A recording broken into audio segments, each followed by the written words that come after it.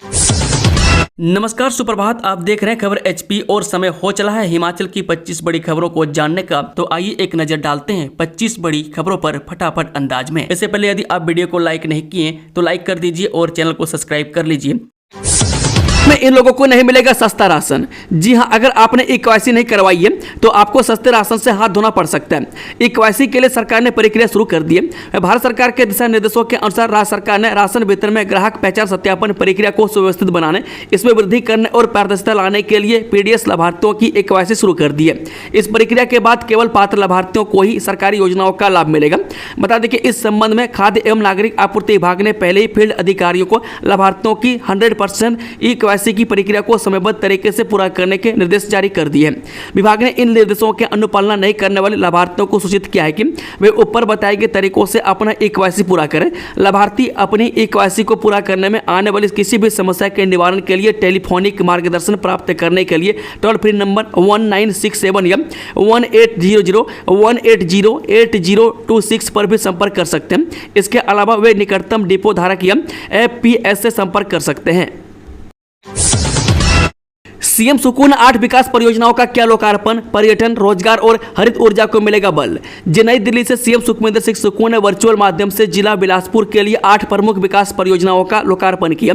इन परियोजनाओं में कोल डैम में जल क्रीड़ा गतिविधियों का शुभ आरंभ, बिलासपुर जिला उपायुक्त कार्यालय में 70 लाख रुपए की लागत से निर्मित 110 किलोवाट क्षमता के सौर ऊर्जा चलित रूफटॉप प्लांट का लोकार्पण शामिल है। इन परियोजनाओं से राज्य में पर्यटन, रोजगार और हरित ऊर्जा को बल मिलेगा। बता दें कि इस रूफटॉप प्लांट की स्थापना से यह उपायुक्त कार्यालय हिमाचल का पहला हरित उपायुक्त कार्यालय बना है। मुख्यमंत्री ने 4 करोड़ 5 लाख रुपए की लागत से निर्मित शहरी आजीविका केंद्र, 40 लाख की लागत से निर्मित 4 स्पेस प्रयोगशालाएं और 2 करोड़ 5 लाख रुपए की लागत से बने मॉडल कैरियर सेंटर भी क्षेत्र की जनता को समर्पित किया। डॉक्टरों की कमी होगी दूर, पीजी करने वाले 149 चिकित्सा अधिकारियों की तैनाती के आदेश। हिमाचल प्रदेश स्वास्थ्य एवं परिवार कल्याण विभाग ने पीजी पूर्ण करने वाले 149 चिकित्सा अधिकारियों की तैनाती के आदेश जारी कर दिए। इन चिकित्सा अधिकारियों ने आईजीएमसी शिमला और doctor Rajendra Prasad medical college Tanda से पीजी पूर्ण की है।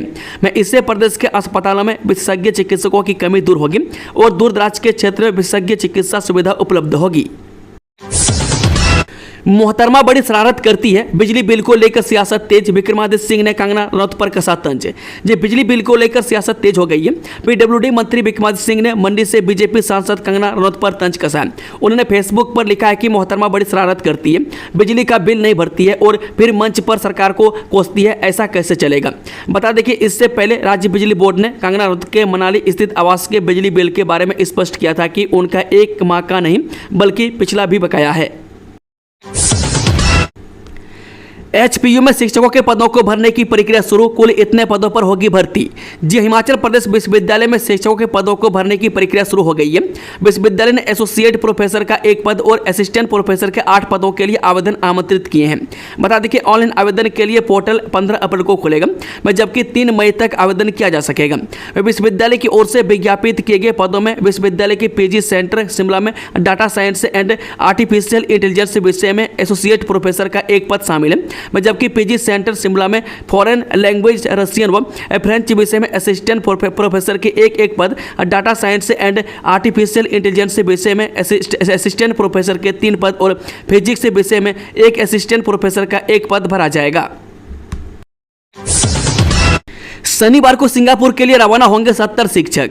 जो विदेश के शैक्षणिक भ्रमण पर शिक्षकों का दूसरा दल शनिवार को शिमला से रवाना होगा।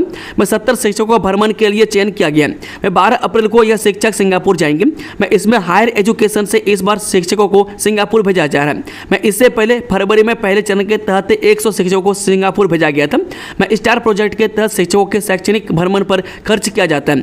इसके बाद समग्र शिक्षा की तरफ से भी 60 लोगों की लिस्ट जारी की गई है, जिसमें जेबीटी, ईसीसीई और क्लर्क स्टाफ शामिल है। 18 से 23 अप्रैल तक शिक्षकों का यह विजिट है। इसके लिए लिस्ट भी वेबसाइट पर डाल दी गई है। 18 अप्रैल को दिल्ली एयरपोर्ट से पूरा स्टाफ गुजरात के लिए रवाना होगा। इससे पहले बोर्ड परीक्षाओं के चलते टूर को कुछ समय के लिए टाल दिया गया था, लेकिन अब स्कूलों में नए सत्र के लिए एडमिशन का दौर शुरू हो गया। प्रोजेक्ट अप्रूवल बोर्ड 2024-25 की मंजूरी के अनुसार 60 शैक्षिक प्रशासकों, राज्य समन्वयकों, जिलों के प्रारंभिक बालिका अवस्था देखभाल शिक्षा समन्वय सहायकों और प्री प्राइमरी मास्टर शिक्षकों वाली यह टीम प्रारंभिक बाल्यावस्था शिक्षा में सर्वोत्तम प्रथाओं के बारे में जानकारी हासिल करने के लिए गुजरात का दौरा करेगी। प्रतिनिधिमंडल 18 अप्रैल को सुबह 11:30 बजे इंदिरा गांधी अंतर्राष्ट्रीय हवाई अड्डे से दिल्ली से और प्रस्थान करेगी। एचआरटीसी कर्मचारियों के लिए खुशी का मौका, सरकार ने कर ली बड़ी राहत देने की बात। जी, हिमाचल पथ परिवहन निगम में भी कर्मचारियों को अब नियमित किया जाएगा। सरकार ने हाल ही में इसे लेकर फैसला लिया है, जिसके तहत सरकारी विभागों के अनुबंध कर्मचारियों को 2 साल पूरा करने पर रेगुलर करने के आदेश जारी कर दिए गए हैं, क्योंकि एचआरटीसी में भी कर्मचारियों के लिए लाभ सरकार की तर्ज पर दिए जाते हैं। इसलिए यहाँ एचआरटीसी प्रबंधन ने भी कवायद शुरू कर दी है। जानकारी के अनुसार एचआरटीसी में लगभग 700 ऐसे कर्मचारी हैं जिनको नियमित किया जाना है। यह कर्मचारी अलग अलग श्रेणियों के हैं जिन्होंने 2 साल का कार्यकाल पूरा कर लिया। कर्मचारी अपने नियमितीकरण का इंतजार कर रहे हैं। इसे लेकर प्रबंधन पर भी खासा दबाव है। शिमला में 1464 अभ्यर्थियों ने पास किया पुलिस भर्ती का ग्राउंड टेस्ट। शिमला के पुलिस लाइन भराड़ी में 1 अप्रैल से शुरू पुलिस भर्ती के ग्राउंड टेस्ट की प्रक्रिया 11 अप्रैल शुक्रवार को संपन्न हो गई। पुलिस भर्ती के अंतिम दिन 11 अप्रैल को 1152 में से 555 अभ्यर्थियों ने ही पुलिस भर्ती के ग्राउंड टेस्ट में भाग लिया। 555 उम्मीदवारों में से 59 युवकों ने ग्राउंड टेस्ट पास किया है। पुलिस भर्ती के अंतिम दिन ग्राउंड टेस्ट में सबसे ज्यादा 173 हाई जंप, 100 मीटर की दौड़ में 161, लॉन्ग जंप में 3, हाइट पूरी 9 होने पर 37 युवक और 1500 मीटर की दौड़ में 119 उम्मीदवार बाहर हुए।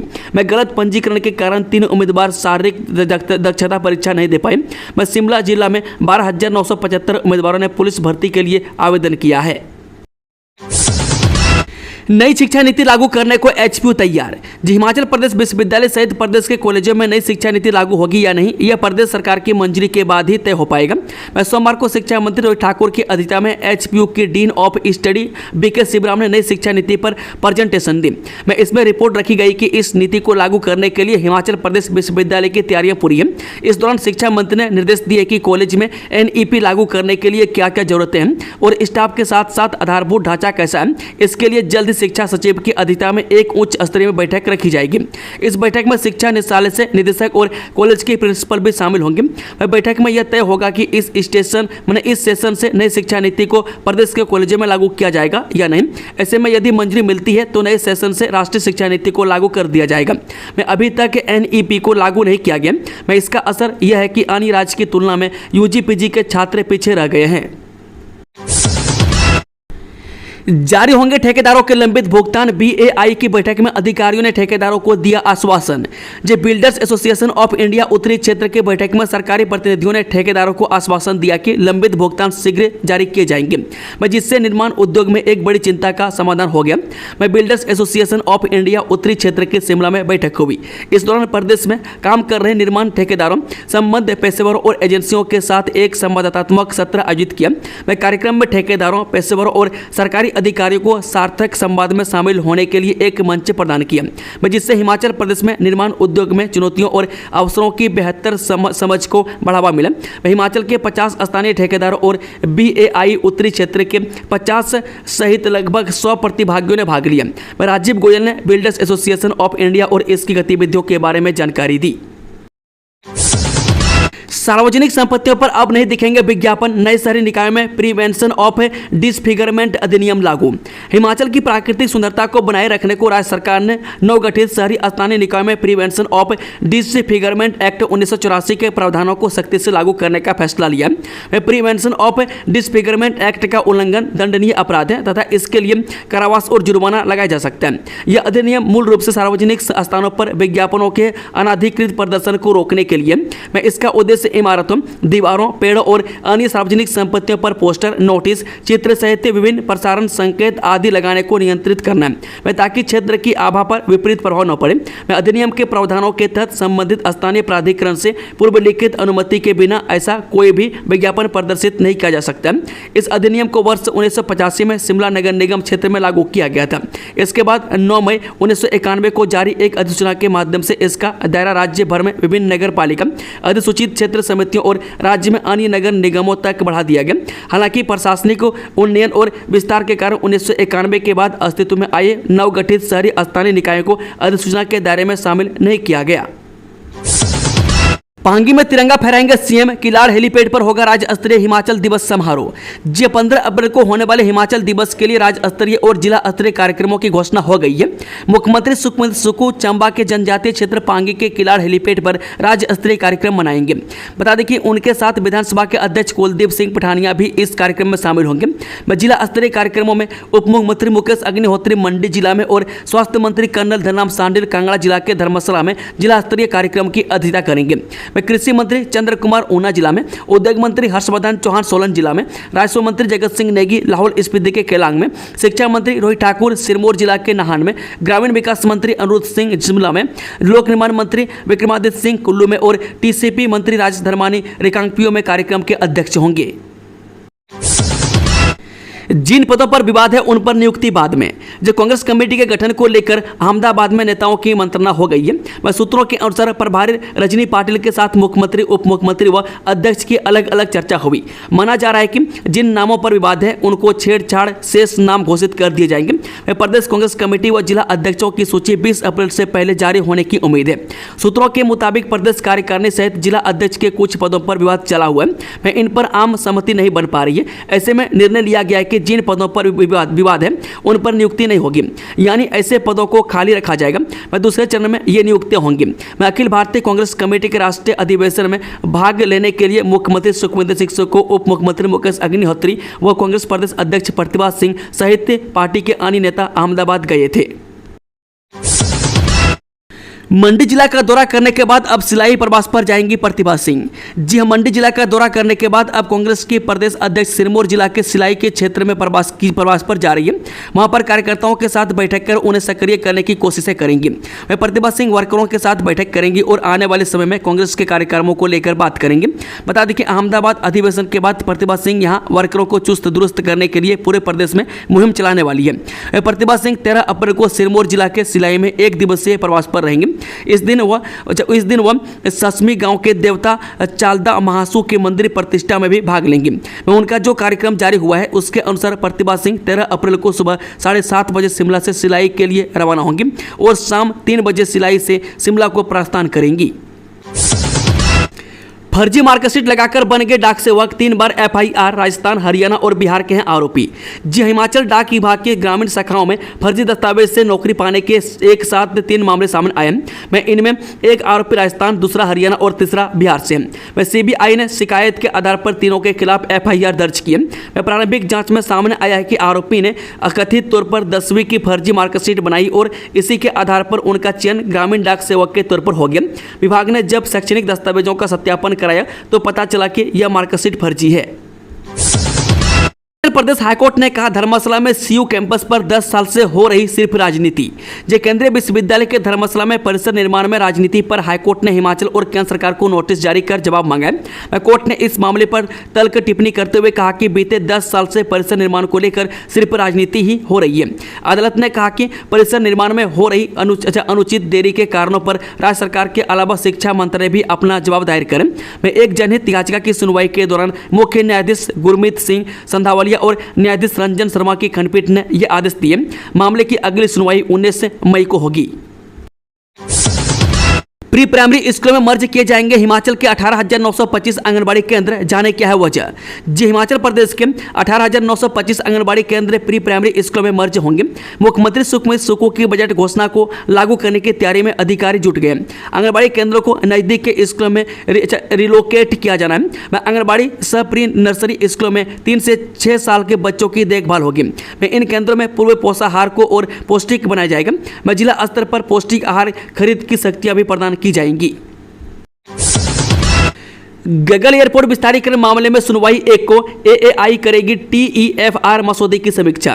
जी हां, गगल एयरपोर्ट विस्तारीकरण मामले में हाईकोर्ट में 1 मई को सुनवाई होगी। अतिरिक्त महाधिवक्ता ने अदालत को बताया कि एएआई टीईएफआर में जमा रिपोर्ट की समीक्षा होगी। इसके निष्कर्ष के बारे में राज्य सरकार को बताया जाएगा। मामले की सुनवाई न्यायाधीश तरलोक सिंह चौहान और सुशील कुकरेजा की खंडपीठ कर रही है। अतिरिक्त महाधिवक्ता ने कहा कि एएआई भारतीय विमानपत्तन प्राधिकरण ने टीईएफआर की समीक्षा की। मैं 4 अप्रैल को प्रदेश सरकार को कुछ टिप्पणियां भेजी गई है। मैं ईमेल से भी 8 अप्रैल को राज्य सरकार से AAI की टिप्पणियों पर अनुपालना को शामिल करने और TEFR तकनीकी आर्थिक व्यवहार्यता रिपोर्ट को फिर से प्रस्तुत करने का अनुरोध किया गया। मैं राज्य सरकार ने टिप्पणियों का अनुपालना करते हुए संशोधित TEFR प्रस्तुत करने के बाद AAI इस पर अंतिम समीक्षा करेगा। मैं सरकार 30 अप्रैल तक इस कवायद को पूरा करेगी। शिमला में दुकानदार पर थूक कर चने बेचने का आरोप, पुलिस ने 3 लोगों को भेजा नोटिस, कहा पुख्ता सबूत दो नहीं तो जाओगे जेल।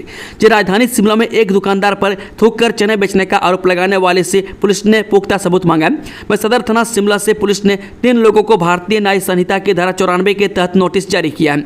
मैं शिमला पुलिस की ओर से जारी नोटिस में कहा गया कि इंटरनेट मीडिया पर वायरल वीडियो में 3 लोग एक दुकानदार पर थूक कर चने बेचने का आरोप लगा रहे हैं। मैं शिमला पुलिस ने जांच में पाया कि इंटरनेट मीडिया पर यह वीडियो शहर के रहने वाले विजय, कल्पना और श्वेता ने अपलोड की है। पुलिस ने इन तीनों से नोटिस में पूछा है कि आपके द्वारा इंटरनेट मीडिया पर अपलोड किए वीडियो एक के दुकानदार द्वारा थूक लगाकर चने बेचने का आरोप लगाया गया। ऐसे में पुलिस ने थूक लगाकर चने बेचने का पुख्ता सबूत मांगा है। सबूत न देने पर कार्रवाई होगी। HPU ने बीएड प्रवेश परीक्षा में बैठने के लिए ऑनलाइन आवेदन फीस बढ़ाई। हिमाचल प्रदेश विश्वविद्यालय ने बीएड प्रवेश परीक्षा में बैठने के लिए ऑनलाइन आवेदन फीस से एक बार फिर बढ़ा दी है। सत्र 2025-26 के लिए बीएड की प्रवेश परीक्षा की ऑनलाइन आवेदन फीस में इस बार 100 रुपये की वृद्धि की गई है। पिछले सत्र के दौरान फीस में 200 रुपये का इजाफा किया गया था। आवेदन फीस वृद्धि के साथ ही अब उम्मीदवारों को सामान्य वर्ग, सामान्य EWS, OBC व उनके सब कैटेगरी के उम्मीदवारों को ऑनलाइन आवेदन फीस से 1300 रुपये के बजाय 1400 रुपये देनी होगी। जबकि SC, ST व इनके सब कैटेगरी यानी कि BPL, IRDP के उम्मीदवारों को ऑनलाइन आवेदन फीस 750 के बजाय अब 850 रुपये देनी पड़ेगी। न्यायिक मामले में हस्तक्षेप करने के लिए आयुष मंत्री को नोटिस। जब प्रदेश उच्च न्यायालय ने न्यायिक मामले में हस्तक्षेप करने के लिए आयुष मंत्री को नोटिस जारी कर अपना पक्ष न्यायालय के समक्ष रखने के आदेश जारी किए। मुख्य न्यायाधीश गुरमीत सिंह संधावलिया व न्यायाधीश रंजन शर्मा की खंडपीठ ने हालांकि उन्हें पहले अवमानना नोटिस जारी कर दिए थे, लेकिन महाधिवक्ता के आग्रह के पश्चात सामान्य तौर पर अपना पक्ष न्यायालय के समक्ष रखने को कहा है। अमृतसर से नांदेड़ बस यात्रा श्रद्धालुओं के पहले जत्थे का दिल्ली सीमा पर किया गया स्वागत। जय श्री दरबार साहिब अमृतसर से हजूर साहिब नांदेड़ के लिए स्लीपर बस सेवा का शुभ आरंभ किया गया। मैं श्रद्धालुओं का पहला जत्था शुक्रवार को दिल्ली सीमा पर बेला माउंट होटल पहुंचा। यहां उद्यमी डॉक्टर गुरमीत सिंह, मनदीप सिंह द्वारा यात्रा में शामिल श्रद्धालुओं का सत्कार किया गया। इस मौके पर हजूर साहिब बोर्ड के प्रशासक डॉक्टर विजय सतवीर सिंह, में सलाहकार जसवंत सिंह बॉबी, इंडो कैनेडियन के CEO SS Kohli, Patna Sahib board के मीडिया प्रभारी सुदीप सिंह ने पहुंचकर संगत का स्वागत किया। डॉक्टर विजय सतवीर सिंह एवं जसवंत सिंह बॉबी ने श्रद्धालुओं को हजूर साहिब में पुख्ता प्रबंधन का आश्वासन दिया। वह डॉक्टर गुरमीत सिंह ने इस स्थान पर लंगर की व्यवस्था करने की बात कही। बता दें कि यह यात्रा रोजाना अमृतसर से और दूसरी हजूर साहिब से चलेगी, जो कि करीब 36 घंटे का सफर तय करके अपने गंतव्य पर पहुंचेगी। श्रद्धालुओं को बस में सभी सुविधाएं मिलेंगी। जसवंत सिंह बॉबी ने बस को तख्त पटना साहिब के लिए भी चलाए जाने का आग्रह किया। बस के शुरू होने से संगत को सुविधा मिलेगी। हिमाचल में बारिश और अंधड़ को लेकर ऑरेंज अलर्ट जारी, जानिए 2 दिन कैसा रहेगा मौसम। जो हिमाचल प्रदेश के कई हिस्सों में शुक्रवार को भी जमकर बारिश और ओलावृष्टि हुई। बीते दिन शिमला, मंडी, चंबा, कुल्लू सहित प्रदेश के कई क्षेत्रों में बारिश और ओलावृष्टि दर्ज की गई थी। शुक्रवार सुबह भी राजधानी शिमला सहित प्रदेश के कई हिस्सों में बारिश देखने को मिली। शिमला शहर में करीब आधे घंटे तक तेज बारिश और ओलावृष्टि हुई, जिसमें मौसम काफी ठंडा हो गया। इस बारिश ने लोगों को अप्रैल की गर्मी से राहत दिलाई है। पिछले कुछ दिनों तापमान में उछाल आने के कारण गर्मी का प्रकोप बढ़ रहा था और पहाड़ों में गर्मी की तपिश महसूस की जा रही थी। मौसम विभाग शिमला ने आज प्रदेश के 8 जिलों में बारिश, बर्फबारी और अंधड़ को लेकर येलो अलर्ट और ऑरेंज अलर्ट जारी किया। अगले 6 से 8 घंटों में बिलासपुर, हमीरपुर, सिरमौर, सोलन और ऊना में अलग अलग स्थानों पर गरज के साथ बारिश की संभावना जताई गई है। ये लोग नहीं लड़ पाएंगे पंचायत चुनाव, इन देनदारियों के होने पर प्रधान बनने का सपना रहेगा अधूरा। हिमाचल प्रदेश पंचायती राज संस्थाओं के चुनाव की दहलीज पर खड़ा है। इस साल दिसंबर में कभी भी इन चुनावों की घोषणा हो सकती है। ग्रामीण विकास एवं पंचायती राज विभाग ने इसकी तैयारियां शुरू कर दी है। इस बार चुनाव में उन लोगों के लिए बुरी खबर है जिन्होंने सरकारी भूमि पर अवैध कब्जा किया। ऐसे लोग पंचायती राज संस्थाओं का चुनाव नहीं लड़ सकेंगे। हाईकोर्ट का बड़ा आदेश, अवैध निर्माण पर यह रिकॉर्ड किया गया तलब। हिमाचल प्रदेश हाईकोर्ट ने अवैध निर्माण को जुर्माना देकर कंपाउंड करने के लिए प्राप्त हुए आवेदनों और इसको लेकर लिए निर्णय पर पूर्ण डाटा रिकॉर्ड पर रखने का आदेश दिया। न्यायाधीश विवेक सिंह ठाकुर और न्यायाधीश रंजन शर्मा की खंडपीठ ने यह आदेश मुख्य सचिव सहित टीसीपी विभाग के सचिव और टाउन एंड कंट्री प्लानर को दिए हैं। संजौली में मोनेस्ट्री से 2 बच्चे लापता, दोनों ने पहने भिक्षुओं के वस्त्र। जी हां, शिमला के संजौली में मोनेस्ट्री से 2 बच्चों के लापता होने का मामला सामने आया है। बच्चों के लापता होने की शिकायत मोनेस्ट्री संजौली के प्रबंधक जोनांग ने पुलिस के पास दर्ज करवाई है। पुलिस ने मोनेस्ट्री प्रबंधक की शिकायत के आधार पर केस दर्ज कर लापता बच्चों की तलाश शुरू कर दी है। बता दें कि मोनेस्ट्री से लापता हुए बच्चों में एक बच्चा ईटानगर पापुम पारे अरुणाचल प्रदेश और दूसरा पश्चिम बंगाल का बताया जा रहा है।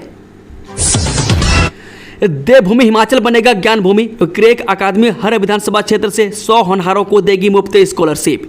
जी, अब तक देवभूमि के नाम से पहचाने जाने वाले हिमाचल प्रदेश को ज्ञान भूमि बनाने की दिशा में सरकार ने बड़ा कदम उठाया। राज्य में शिक्षा को नए स्तर पर पहुंचाने के लिए मेरे शहर के 100 रत्न स्कॉलरशिप प्रोग्राम की शुरुआत की गई है। इसके तहत हर विधानसभा क्षेत्र से 100 होनहार विद्यार्थियों को चुना जाएगा और उन्हें क्रैक अकादमी की ओर से मुफ्त कोचिंग स्कॉलरशिप दी जाएगी। इस योजना का सीधा फायदा 6800 विद्यार्थियों को मिलेगा। मैं सरकार की इस पहल को शिक्षा और विकास से जुड़े लोग एक क्रांतिकारी कदम मान रहे हैं। अगर ये योजना पूरी तरह सफल होती है तो हिमाचल प्रदेश आने वाले वर्षों में सिर्फ देवभूमि नहीं बल्कि ज्ञान भूमि के रूप में भी देश भर में पहचान बनाएगी। वक्फ कानून को चुनौती देने वाली याचिकाओं पर 16 को सुनवाई। जो सुप्रीम कोर्ट के प्रधान न्यायाधीश संजीव खन्ना की अध्यक्षता में उच्चतम न्यायालय के 3 न्यायाधीशों की खंडपीठ ने वक्फ संशोधन अधिनियम 2025 की संवैधानिक वैधता को चुनौती देने वाली याचिकाओं पर 16 अप्रैल को सुनवाई करेगी। बता दें कि सुप्रीम कोर्ट की वेबसाइट पर इस संबंध में जानकारी दी गई है। शादी के 1 साल के अंदर चाहिए तलाक तो साबित कीजिए असाधारण दुराचार। जी हां, उड़ीसा हाईकोर्ट ने हाल ही में कहा कि अगर किसी नवविवाहिता दंपति को विवाह के 1 साल के अंदर विवाह विच्छेद करना है यानी तलाक लेना है तो उन्हें असाधारण दुराचार या असाधारण कठिनाइयों की बात साबित करनी होगी। हाईकोर्ट ने यह भी कहा कि इसका प्रमाण देते हुए आवेदनकर्ता को अलग अर्जी लगानी होगी। एक फैमिली कोर्ट के आदेश के खिलाफ अपील अर्जी पर सुनवाई करते हुए हाईकोर्ट ने कहा कि हिंदू विवाह अधिनियम की धारा 14 एक गैर बाधा खंड से शुरू होती है, जिसका अर्थ है कि यह अधिनियम के अन्य सभी प्रावधानों को रद्द कर देती है। हम चीनी हैं, पीछे नहीं हटेंगे। अमेरिका के टैरिफ के आगे चीन ने झुकने से किया इनकार। जब चीन ने अमेरिका की ओर से लगाए जा रहे जवाबी कर के मामले में झुकने से एक बार फिर इनकार किया है। चीन के विदेश मंत्रालय की प्रवक्ता माओ निंग ने एक सोशल मीडिया पोस्ट में कहा, चीन पीछे नहीं हटेगा। उन्होंने कोरियाई युद्ध के दौरान चीन की कम्युनिस्ट पार्टी के पूर्व नेता माओ तसे तुंग का एक पुराना वीडियो पोस्ट किया। मैं इस वीडियो में माओ अमेरिका से कह रहे हैं, मैं चाहे यह युद्ध कितना भी लंबा क्यों न चले, हम कभी झुकेंगे नहीं। माओ निंग ने वीडियो शेयर करते हुए लिखा, हम चीनी हैं, हम उकसावे से नहीं डरते और हम पीछे नहीं हटेंगे। उल्लेखनीय है कि चीन और अमेरिका दोनों देशों के बीच जवाबी कर लगाए जाने के मामले में होड़ चल रही है और दोनों देश एक दूसरे पर अतिरिक्त आयात शुल्क लगा रहे हैं। गौरतलब है कि कल रात अमेरिका के राष्ट्रपति डोनाल्ड ट्रंप ने चीन के खिलाफ अतिरिक्त आयात शुल्क की बढ़ोतरी का क्रम जारी रखते हुए इसे 125% कर दिया है। दोस्तों, खबरों का सिलसिला समाप्त होता है। अगर जानकारी पसंद आई तो वीडियो को लाइक शेयर, चैनल को सब्सक्राइब जरूर कर लें और कमेंट बॉक्स में अपना फीडबैक जरूर दें। Thank you, all the best. जय हिंद, जय हिमाचल।